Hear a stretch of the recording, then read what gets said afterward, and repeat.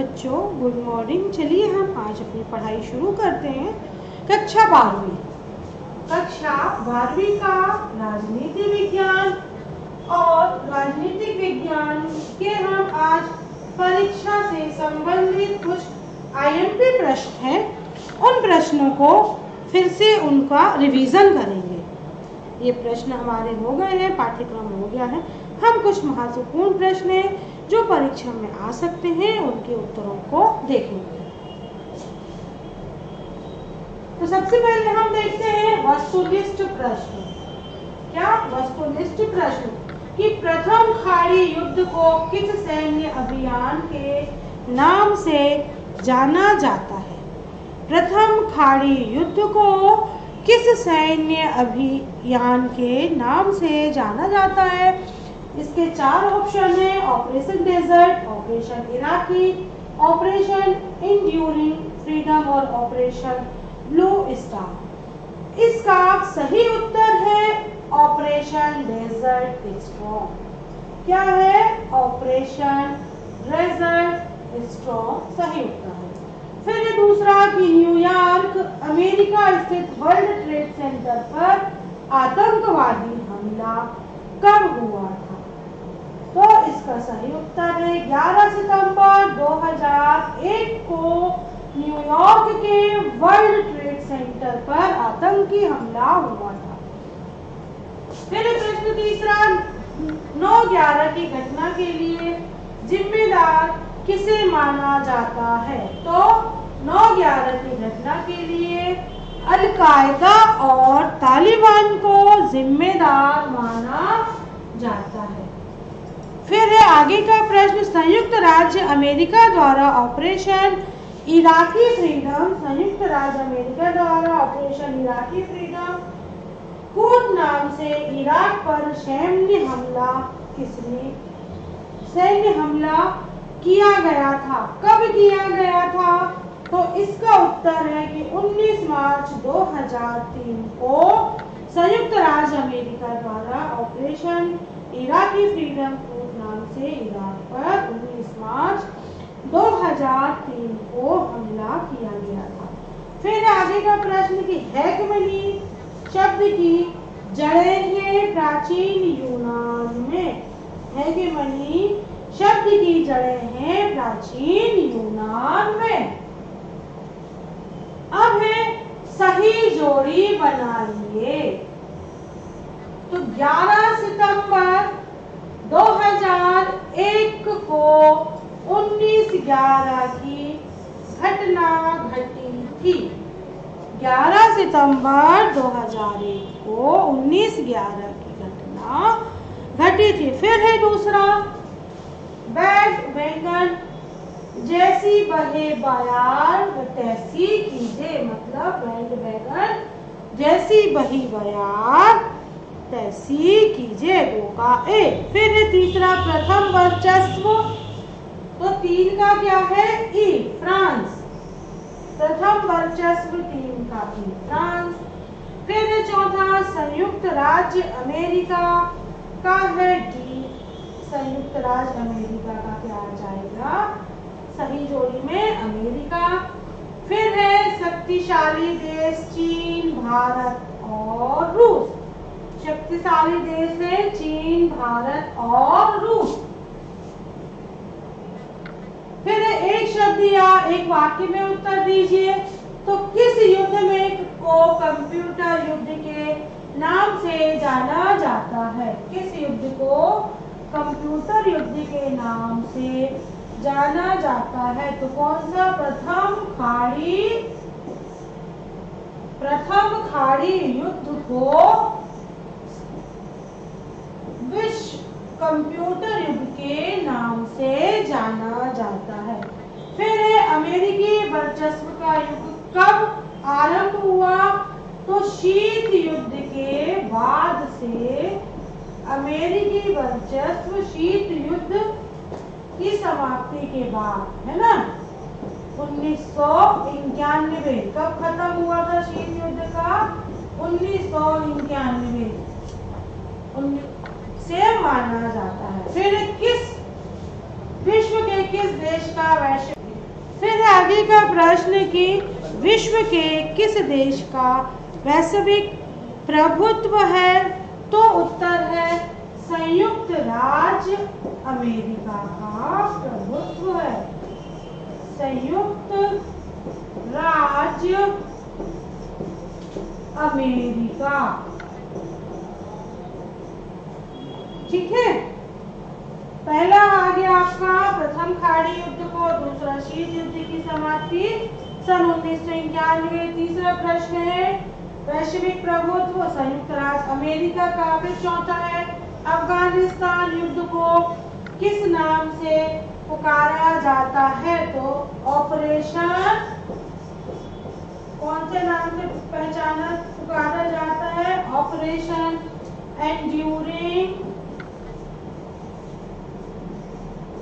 Operation enduring freedom के नाम से पहचाना जाता है। फिर है पेंटागन क्या है, तो अमेरिका रक्षा विभाग का मुख्यालय है पेंटागन। फिर विश्व अर्थव्यवस्था में अमेरिकी हिस्सेदारी कितनी है, तो लगभग 28%, लगभग 28% विश्व अर्थव्यवस्था में अमेरिका की हिस्सेदारी है। फिर निकट भविष्य में सैन्य शक्ति को के क्षेत्र में अमेरिका को कौन कौन से देश चुनौती दे सकते हैं, निकट भविष्य में सैन्य शक्ति को भारत, चीन और रूस क्या दे सकते हैं, अमेरिका को चुनौती दे सकते हैं। अभी हमने सही जोड़ी में पढ़ा था ना कि शक्तिशाली देश कौन कौन से हैं, भारत, चीन और रूस। अब हम यहाँ पे अति लघु उत्तरीय प्रश्न है कि प्रथम खाड़ी युद्ध को किस सैन्य अभियान के नाम से जाना जाता है, तो प्रथम खाड़ी युद्ध को ऑपरेशन डेजर्ट स्टॉर्म सैन्य अभियान के नाम से जाना जाता है। फिर वर्ल्ड ट्रेड यूनियन सेंटर पर आतंकी हमला कब हुआ था, न्यूयॉर्क में, तो 11 सितंबर 2001 को न्यूयॉर्क स्थित वर्ल्ड ट्रेड सेंटर पर आतंकी हमला हुआ था। 9/11 की घटना के लिए जिम्मेदार किसे माना जाता है, 9/11 की घटना के लिए जिम्मेदार अल कायदा और तालिबान को माना जाता है। फिर आगे का प्रश्न कि हेगेमनी क्या है, तो यह शब्द किसी एक राज्य के नेतृत्व अथवा प्रभुत्व का आभास कराता है। इसकी जड़ें प्राचीन यूनान से शुरू हुई हैं। फिर है प्रश्न कि इराक के शासक सद्दाम हुसैन को कब फांसी की सजा दी गई, तो सद्दाम हुसैन जो इराकी शासक थे को 2006 में फांसी की सजा या फांसी दी गई। फिर है प्रश्न की नई विश्व व्यवस्था क्या है, तो इराक के खिलाफ संयुक्त राष्ट्र संघ द्वारा बल प्रयोग की अनुमति दिए जाने के बाद राष्ट्रपति जॉर्ज बुश ने नई विश्व व्यवस्था की उपमा दी थी। किसको, इराक के खिलाफ संयुक्त राष्ट्र द्वारा जो बल प्रयोग की अनुमति दी गई थी, तो उसको राष्ट्रपति जॉर्ज बुश ने नई व्यवस्था की उपमा दी थी। अब है प्रश्न कि ऑपरेशन डेजर्ट स्टॉर्म क्या है, तो प्रथम खाड़ी विश्व युद्ध के दौरान 34 देशों की संयुक्त सेना के संयुक्त राष्ट्र द्वारा समर्थित सैन्य अभियान को ऑपरेशन डेजर्ट की संज्ञा दी गई थी। बच्चों यहाँ पर इस प्रश्न को घुमा के पूछा गया है। अभी विकल्पी प्रश्न में पूछा था कि प्रथम खाड़ी युद्ध में जो उसको कौन से नाम से जाना जाता है, सैन्य अभियान को, प्रथम खाड़ी युद्ध के सैन्य अभियान को कौन से नाम से जाना जाता है, तो ऑपरेशन डेजर्ट स्टॉर्म था। अब यहाँ पे उसको प्रश्न को घुमा दिया। अब है प्रश्न कि स्मार्ट बम क्या है, स्मार्ट बम क्या है, तो प्रथम खाड़ी क्या है, प्रथम खाड़ी युद्ध के दौरान अमेरिका द्वारा प्रयुक्त किए गए बमों को स्मार्ट बम कहा जाता है। किसके द्वारा? जब प्रथम खाड़ी युद्ध में अमेरिका द्वारा जो प्रयुक्त किए गए बमों को स्मार्ट बम कहा गया। फिर है प्रश्न की कंप्यूटर युग किसे कहते हैं? तो खाड़ी युद्ध के दौरान अमेरिका ने स्मार्ट बम का प्रयोग करके कुवैत के खिलाफ ईरान को घुटने टेकने पर बाध्य कर दिया था। खाड़ी युद्ध के दौरान अमेरिका ने जब स्मार्ट बम का प्रयोग किया, किसके खिलाफ? कुवैत के खिलाफ इराक को घुटने टेकने पर बाध्य कर दिया था। पर्यवेक्षकों द्वारा इसे ही कंप्यूटर युद्ध की संज्ञा दी गई, क्योंकि इसमें स्मार्ट बम का प्रयोग किया गया था, इसलिए इसको कंप्यूटर युद्ध की संज्ञा दी गई।